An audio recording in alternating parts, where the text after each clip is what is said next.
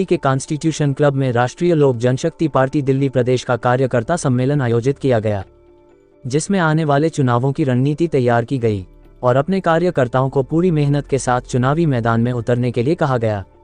साथ ही दिल्ली सरकार को सबसे भ्रष्ट सरकार बताते हुए कहा कि दिल्ली सरकार दलित विरोधी सरकार है और दिल्ली को शराब में डुबोकर दिल्ली का सत्यानाश करने का काम कर रही है। साथ ही अपनी पार्टी के गठबंधन पर केंद्रीय मंत्री पशुपति कुमार पारस ने कहा, आगे आने वाले चुनाव में हम अपनी ताकत दिखा देंगे और हम अपने प्रतिनिधि उतरेंगे।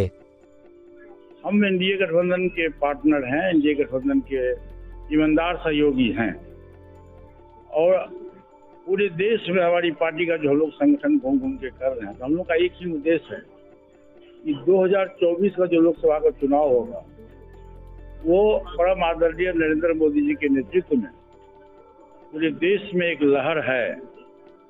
और मैं आपको विश्वास दिलाता हूं कि जब भी चुनाव होगा 2024 का चुनाव लोकसभा का, विधानसभा का चुनाव का एक अलग परिस्थिति है, लोकसभा का चुनाव जब भी होगा हमारे देश के जो सबसे लोकप्रिय नेता, विश्व के सबसे लोकप्रिय नेता आज की तारीख में श्री नरेंद्र मोदी जी हैं, उनके नेतृत्व में सरकार बनेगी और हमारी पार्टी तहे दिल से हम एनडीए गठबंधन के साथ है और हम 543 सीट पूरे देश में लोकसभा का है हमारी पार्टी और हमारा जो वोट बैंक है, हम पूरी ईमानदारी से एनडीए गठबंधन के साथ एनडीए गठबंधन के उम्मीदवार को जिताने का प्रयास करेंगे।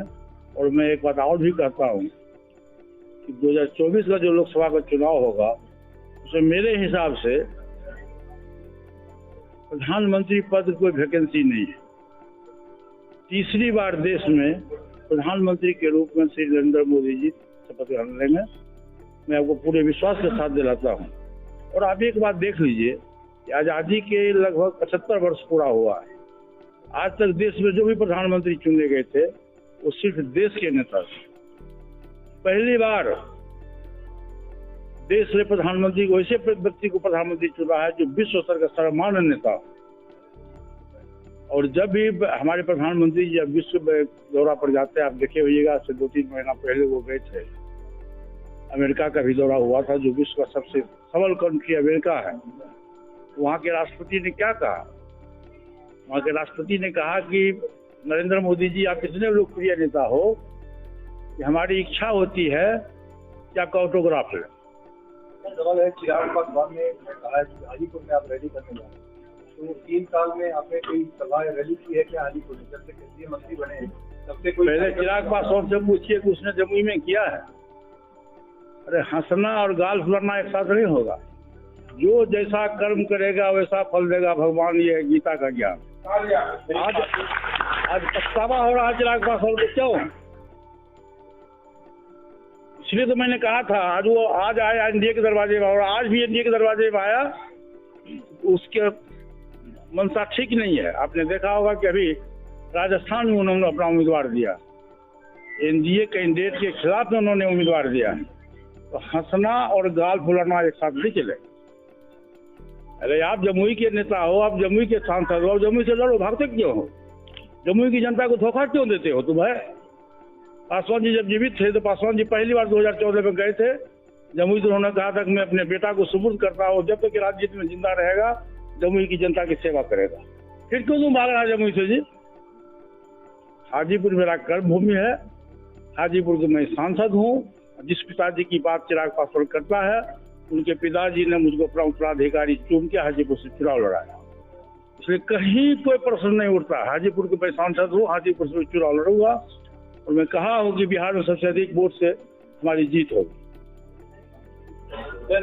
आपने कहा रालोसपा बिहार की सबसे बड़ी पार्टी है, तो अब ये जो एनडीए के साथ नहीं है, तो क्या सीट की बात करें 2024 में, तो क्या आप ज्यादा का डिमांड? नहीं, देखिए ज्यादा और कम का सवाल नहीं है।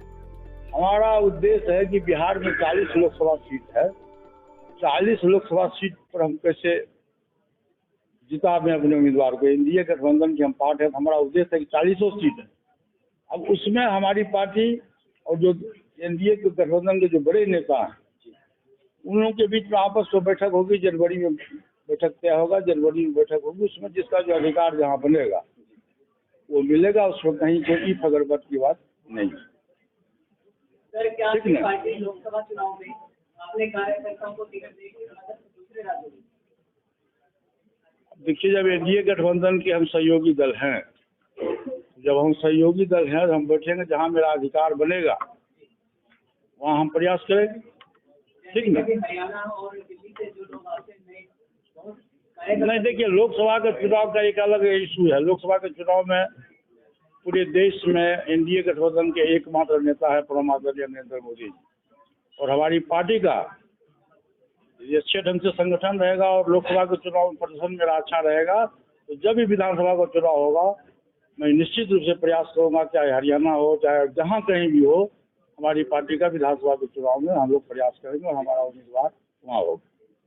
सर, विधानसभा की जहां तक बात है, लोक जनशक्ति पार्टी रामविलास पासवान और राष्ट्रीय लोक जनशक्ति पार्टी जो आप हैं, इनमें कहीं न कहीं चुनावों में सीट का बंटवारा हो सकता है। कहाँ में सीट का बंटवारा होगा? आपको पता है कि किसी भी गठबंधन से जब तालमेल होता है तो सीटिंग गेटिंग होता है। सीटिंग गेटिंग गो, या जान लीजिए, सीटिंग गेटिंग गो। हमारा 5 सांसद है, चिराग पासवान अकेले है। चिराग पासवान की कोई स्टेट पार्टी का दर्जा नहीं है। हमारी पार्टी है, हमारा स्टेट पार्टी का दर्जा है, हमारा 5 सांसद है। बिहार में हम तीसरे नंबर की हमारी पार्टी है। हम चुनाव लड़ेंगे, एनडीए गठबंधन के साथ हम चुनाव लड़ेंगे, कहीं फगरबट की बात नहीं है। चलिए, मुख्य उद्देश्य क्या था? आज जो दिल्ली के अंदर हमारा राष्ट्रीय लोक जनशक्ति पार्टी का जो सम्मेलन रखा गया, ये सिर्फ दिल्ली प्रदेश कार्यकर्ता सम्मेलन रखा गया।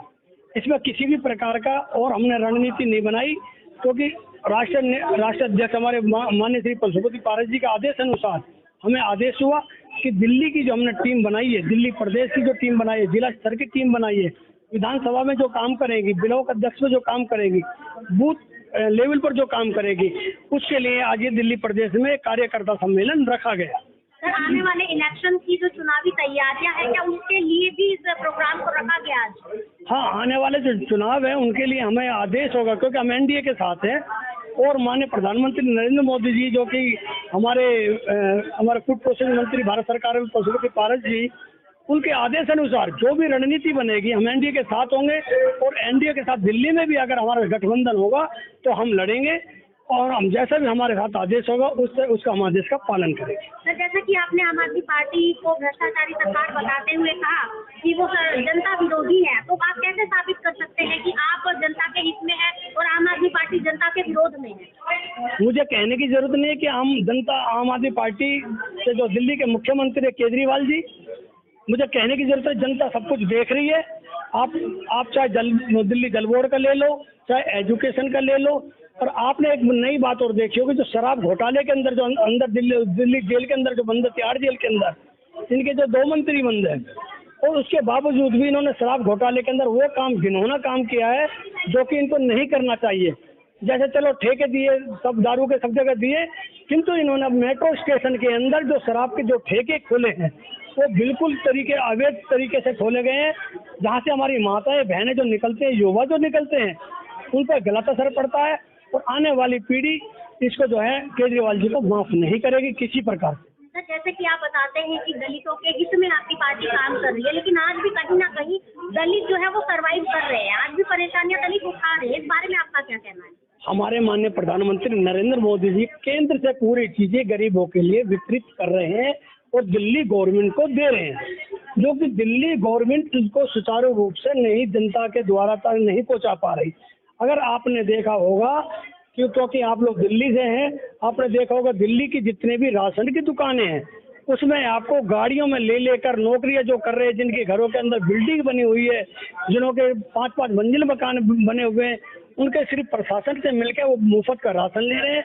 गरीब दबे कुचले लोग, गरीब जो दबके के लोग हैं, वो आज भी वैसे के वैसे ही है, उनको कोई भी सुविधा नहीं मिल पा रही है। केजरीवाल को पूरी तरह से अपनी आंखें खोल के दिल्ली के ऊपर काम करना चाहिए, जिससे को उनको पता चले हमारी दिल्ली के अंदर कितनी कमी है। आज की कार्यकर्ता सम्मेलन के बारे में आप क्या कहना चाहेंगे? आज जो हमारा कार्यकर्ता सम्मेलन रखा गया वो हमारे दिल्ली प्रदेश से कार्यकर्ताओं के लिए रखा गया था। इसका हमारा वही मोटिव है कि हम अपनी पार्टी को हर घर और हर दिल्ली में अपनी पार्टी का मुकाम हासिल करना चाहते हैं, अपनी पार्टी का एक पहचान बनाना चाहते हैं, और जो कि हमारे अध्यक्ष जी हैं पशुपति पारस जी, उनका नाम हर घर तक पहुँचाना चाहते हैं। तरह से अगर राजनीतिक स्थिति को देखा जाए तो आज हर घर तक अपनी पार्टी को पहुंचाना आपको कितना आसान लगता है कि आपकी पार्टी हर घर में अपनी पहचान बना पाने में सक्षम हो पाएगी?